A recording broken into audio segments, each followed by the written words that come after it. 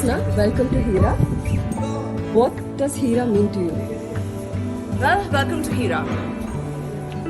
Hira is hard to explain in words. It's an emotional journey. This is where my grandmother lived. This is where I lived with her. And after her demise 4 years ago, we began a project that is incredibly challenging because it's a home and an office. This is where the Falcon Studio was started in 1997, and here's where we return. Tell us about the journey so far. I don't know where to begin, and I don't know if there's an ending. We started with lines on paper, a million iterations. Construction began just before COVID, which was a challenge. But we've reached a pace now wherein we can see the light at the end of the tunnel. I think a few months. How is Hira different from any other project? It's one I get to keep. I have a tearful eye every time I bid adieu to my project because it's a big part of me that I give to everyone. But this one we get to experience and enjoy in a sacred sanctuary that used to be my home. 3 things that inspire you? Standing here amid the noise, the dust, and all these amazing people with a collective vision of something unique, something never done before, and something that's mine. What is a normal day like for Husna Rahman? Well, I jump out of bed for this. I have a very comfortable bed, and I may not have gotten out for anything less extraordinary. So just holding a vision that's exquisite and moving every day towards it. It's a journey that's full of energy and vitality. What do you do during your downtime? My downtime is also spent to a large extent assimilating my work for the day, moving forward in my mind, and spending time with the family. I love to swim, we go horse riding, and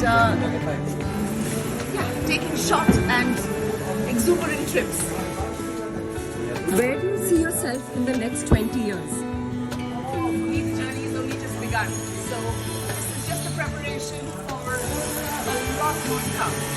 I think as a creative canvas, it just gets better with time in a professional arena, and I am ready to take over the world.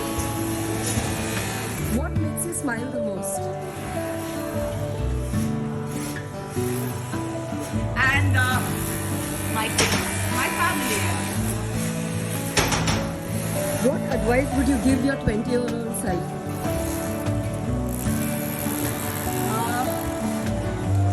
That you must always aim to have it all. I did then, and I think that life gives you whatever you want the most. And if you want all of it, then so be it. Keep the goals lofty. Okay. What's your favorite time of the day? This is no surprise to anyone, even with clients. I'm nocturnal. I love the nights, it's peaceful and quiet, and that's where my best thoughts and my deepest meditation emerges. I think for the act of creation, you need the peace, so I love the night.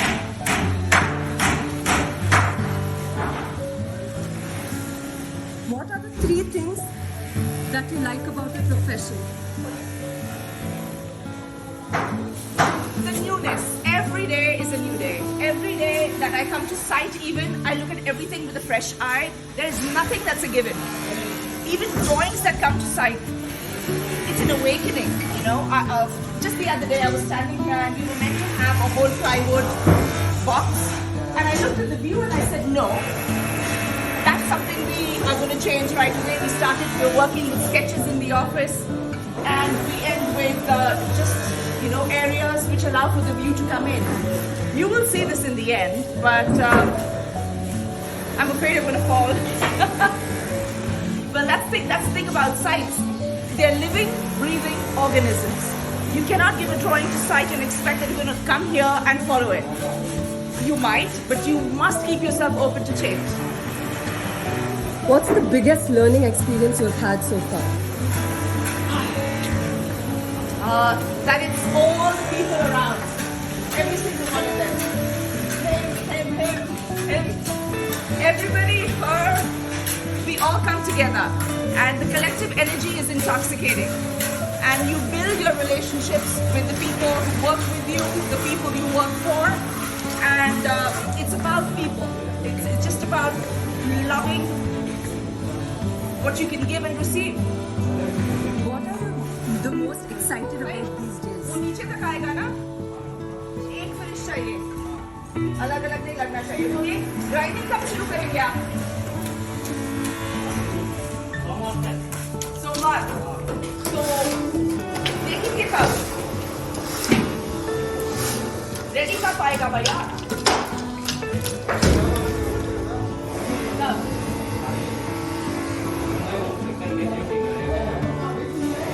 So it's the excitement of work in progress, art happening in situ constantly, and there are surprises everywhere. What are you the most inspired about? But right now, this rule book that I put down started again. This journey of Hira being such an exquisite one, re-questioning and analyzing everything that I've always known to be true, and starting over. When are you the most inspired?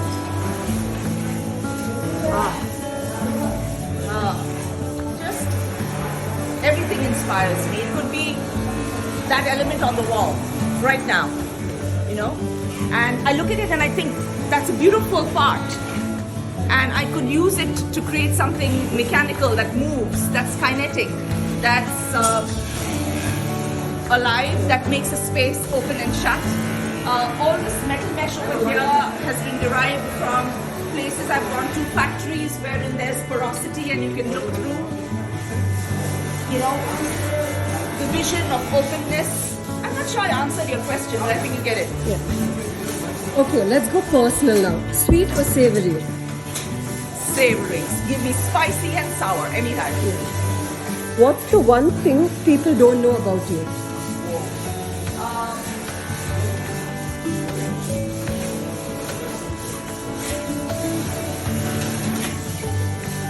long pause. I think it's probably that I'm not as intimidating as people think I am. I'm nice. What makes you feel the most like yourself? My workspace and my home space, and nothing in between. What are the 3 things you cannot live without? Things. I'm not much of a thing person. I don't take care of things. I'm more of being within rather than without. But I love my shades and never leave the house without them. Those who know me know that. My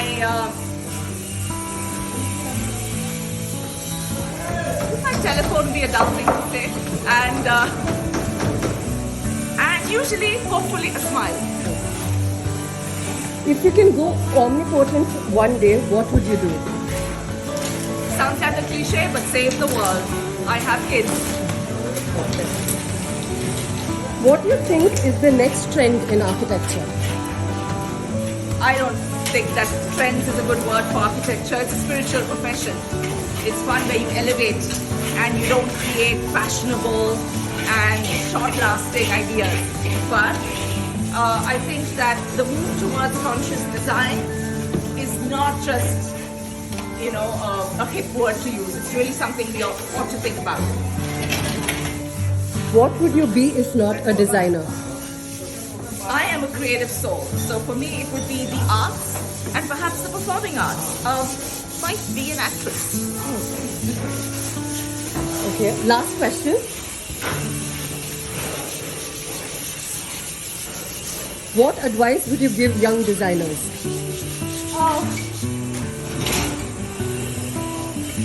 You've got to know what gets your juices flowing. And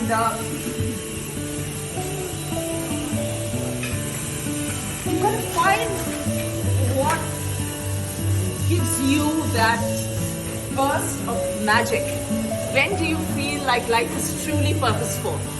And when you find that, not only will you be really good at it and enjoy it, but you'll leave your mark on the world. And I do think that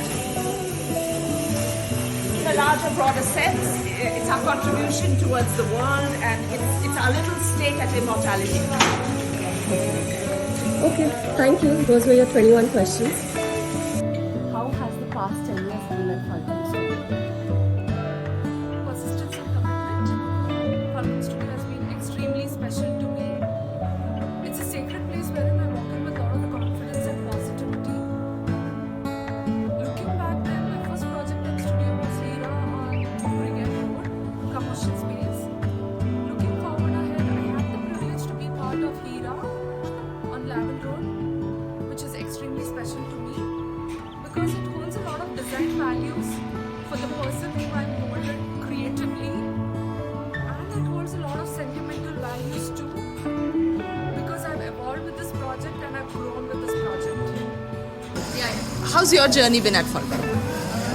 At Falcon, okay, just if I think about it, in college they would always tell us that, this is the time to do your crazy designs because once you get out in the real world, you're going to be restricted a lot. But that was completely proven wrong after I came here because I think my designs have been more crazy, more out of the box in this space than when I was in college. So I'm having a nice journey being in the box, jumping in and out of the box, next to the box. So it's fun. I love that answer.